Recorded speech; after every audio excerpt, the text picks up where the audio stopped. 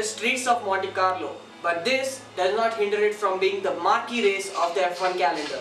This race is going to be the 75th edition of the Monaco Grand Prix this year. This race has been a part of the F1 calendar since 1955, year after year. This is the only track that has an indoor section going through the tunnel in the that attaches to the harbour. And it has the slowest corner. The hairpin is the slowest corner of all the corners in the whole F1 season. This racetrack demands a lot of downforce in the car and stability in the chassis, and it does not require a lot of energy from the power unit, as there are a lot less number of straights. Ayrton Senna remains to be the legend on this track with 6 race wins in the Monaco Grand Prix. And you must remember a very memorable race with Nigel Mansell that he had. He was about 36 seconds behind Nigel Mansell, and because of a stop he won the race. So that was very good driving from Ayrton Senna. Let us see who really wants to win this year, and it is a very prestigious race win to keep in your resume. So let us see about the qualifying first. Just me and my guitar.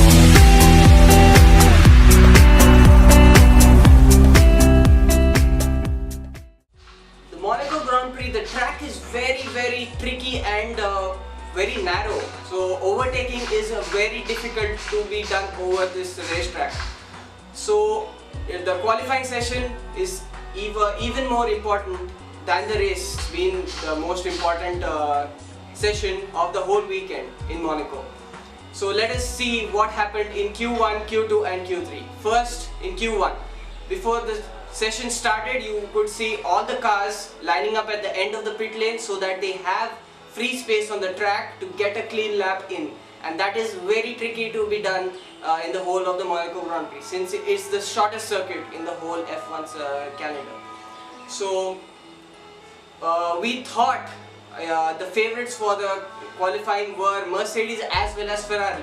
Not as much for Red Bull, but in Q1 we see Red Bull going fastest with Max Verstappen very fast, and he was really attacking the car in every corner. He was fighting the car and he was driving it superbly well.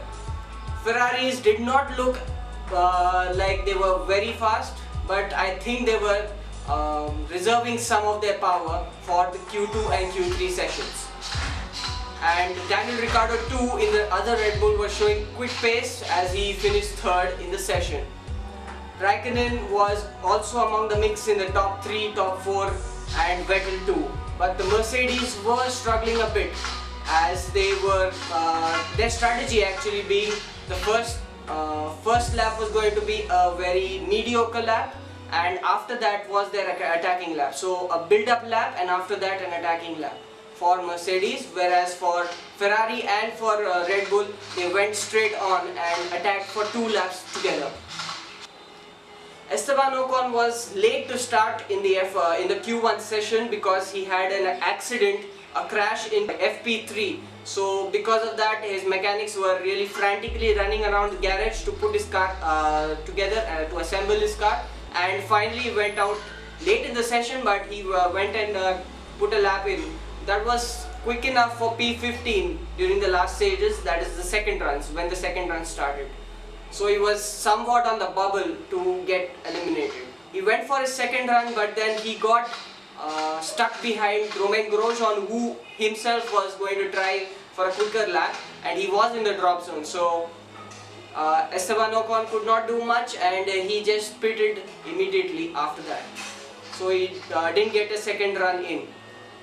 Grosjean though, he improved his lap, went P12 and he's in. So default Esteban Ocon Force India out in Q1, and that's a big surprise seeing the form of Force India this season. Both the McLarens were quite safe with their times to get into Q2, but both the Saubers, they didn't look pretty well after their stellar performance in Spanish Grand Prix. So 19th and 20th for both the Saubers, and the cars that were eliminated in Q1 were P16 Esteban Ocon, P17 Jolyon Palmer, P18 was Lance Stroll, P19 Pascal Wehrlein, and P20 his Sauber teammate Marcus Ericsson. Marcus Ericsson was going pretty quick on his second run. but then at the Nouvelle chicane, when he was taking a left turn, he hit the barrier and he cracked his rim as well as punctured his tire, so had to stop on the right hand side of the track. So that was Q1. Now let's talk about Q2. Hamilton, he almost misses the barrier running into Casino Square, and that was a superb catch what he had done over there. He missed his mark, and I think the rear stepped out a bit, so he adjusted the steering very well and he caught the car in a superb manner. Otherwise there was curtains to his session. In Q2, Ferraris really stepped up their, I think they got their qualifying mode on in their engine, and Kimi Raikkonen went on with the fastest time, 112.780 seconds, and that was pretty fast. Now second was Sebastian Vettel, third was Max Verstappen, fourth was Bottas, and fifth was Daniel Ricciardo. We could not see Hamilton in the mix yet because he didn't stitch a clean lap in yet. So and also Vandone and Button were 6th and 7th, so both the McLarens looking good enough to get into Q3, and that's not what we hear every time in all of these weekends we've done. Verstappen improves and goes second fastest. He displaces Vettel, and then Vettel again exchanges his position and goes second fastest, even faster than Verstappen's time. But the biggest surprise came from Kimi Raikkonen. He went even faster, 1 minute 12 seconds .231. That was the fastest lap of the whole session yet. So Ferrari were pulling the time out of the bag, and that was superb driving from Kimi Raikkonen. And this is the time I felt that Kimi Raikkonen could really snatch pole this weekend. So Hamilton finally, he was starting his second run and his quick lap. He didn't look too comfortable at all, and he was losing tenths of time on each of the sectors. And if you see, Monaco is the circuit that you don't want to miss even tenths of seconds, so that you have a good chance of going into Q3. He was really fighting the car in each and every corner of the circuit, so he didn't look too comfortable. Sainz improves as well as Perez, so both of them were in the top 10, but Hamilton was not. He was in the drop zone, and during the last few seconds of the session, Vandone, during this when he was going through the swimming pool section, he overshot it, and he was going he clipped the barrier and broke his suspension, just went into the barrier, and there were yellow flags called, and Hamilton had to stop his fast run. He might have made it into Q3, but still that was not a quick lap. You could have discounted him out of the pole run. So he was out, and that was the biggest shock. Lewis Hamilton out in Q2 at P14. So let us look at the cars that were eliminated in the Q2. So it was Daniel Kvyat in P11, P12 was Nico Hülkenberg in the Renault. Renault also not looking good. P13 was Kevin Magnussen, P14 Lewis Hamilton, and P15 Felipe Massa. So these were the cars eliminated in Q2. Let us look at what happened in Q3. So a fun fact over here, this is the first time that Bottas has come into the Q3 of Monaco Grand Prix. He's never been in Q3 in the top 10 shootout, so this is the first time he's been there. So let us see what he can do now. Bad thing for him now is that all the hopes of Mercedes now are on him because Hamilton is out. So it's a pressure situation for him. Let us see what he can do about it.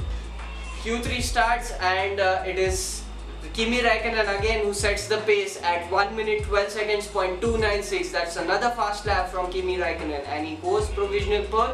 It was after the first run, it was Verstappen who was second, and Ricciardo was third. Then Vettel loses time, and he goes into P3 for now in the first runs. Then Verstappen again, he was complaining about his front tire issues, so he was getting a lot of understeer, and he was complaining about that on the radio.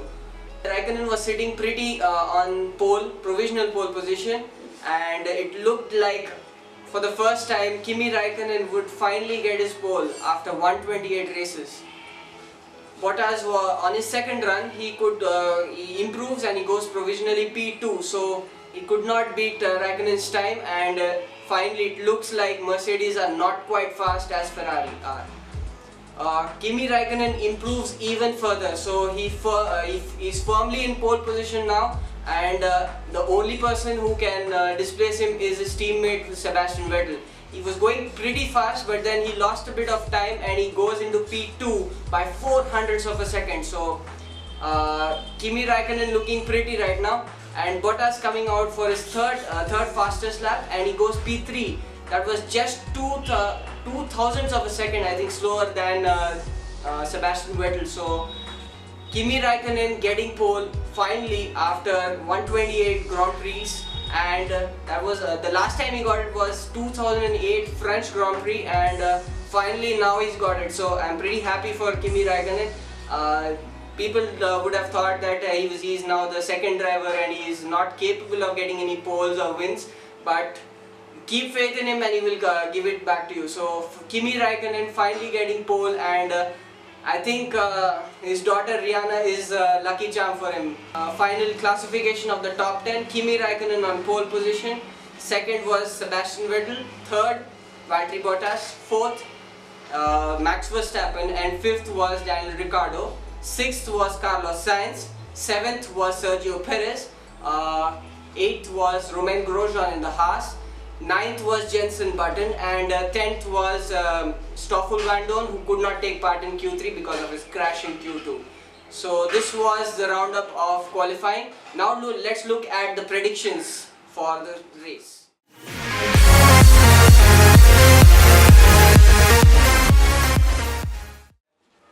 So my predictions for the Monaco Grand Prix race.